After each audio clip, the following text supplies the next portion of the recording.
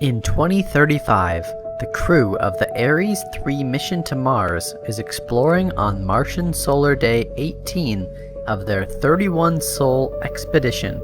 A severe dust storm threatens to topple their Mars ascent vehicle. The mission is scrubbed, but as the crew evacuates, astronaut Mark Watney is struck by debris and lost in the storm.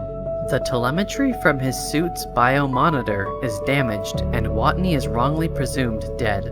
With the MAV on the verge of toppling, the surviving crew takes off for their orbiting vessel, the Hermes.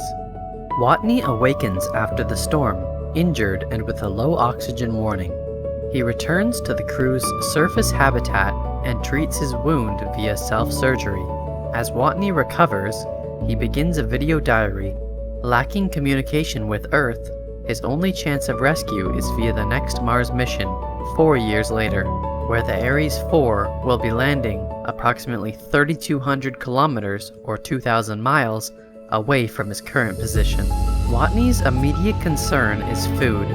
Being the mission's botanist, he improvises a garden inside the habitat, using Martian soil fertilized with the crew's bio-waste, and manufactures water from leftover rocket fuel. He then plants the crew's unused potatoes. He also begins modifying the rover for the distance trek to the Ares 4 landing site. On Earth, NASA's satellite planner Mindy Park, reviewing aerial habitat images, notices moved equipment and realizes Watney is still alive. NASA Director Teddy Sanders publicly releases the news, though the Ares 3 crew, still en route back to Earth, are not told so that they remained focused on their mission. Sanders overrules Hermes flight director Mitch Henderson, who believes the crew should know. Watney takes the rover to retrieve the nearby Pathfinder probe, which fell silent in 1997. Using Pathfinder's camera and motor, he establishes rudimentary two-way communication with Earth, first using handwritten signs, and then sending and receiving ASCII in hexadecimal.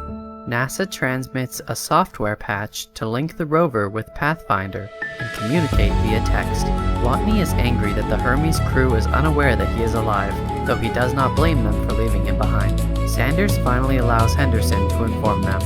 Mars mission director Vincent Kapoor and the Jet Propulsion Laboratory team prepare an Iris space probe to deliver enough food for Watney to survive until Ares 4's arrival.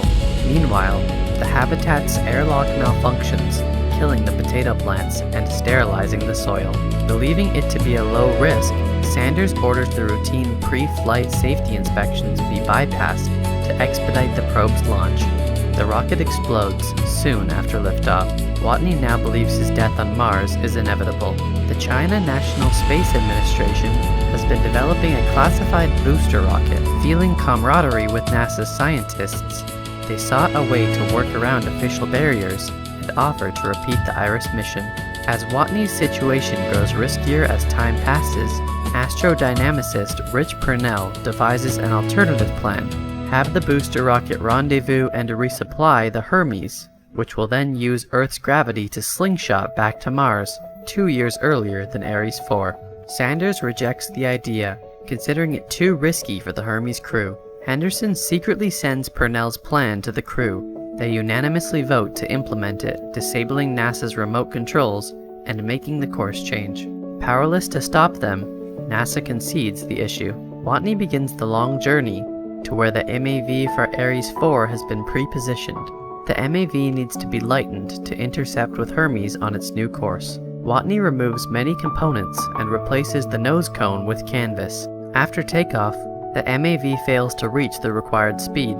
Commander Lewis maneuvers the Hermes to decelerate by using the spacecraft's RCS system. She also orders a directional explosive decompression of the internal atmosphere to better align the ship. In a manned maneuvering unit, Lewis is unable to reach Watney when the tether falls short. Watney pierces his pressure suit, using the escaping air to propel himself to Lewis. He and the crew are reunited after Mark's 560 sols alone on Mars. After returning to Earth, Watney becomes a survival instructor for astronaut candidates.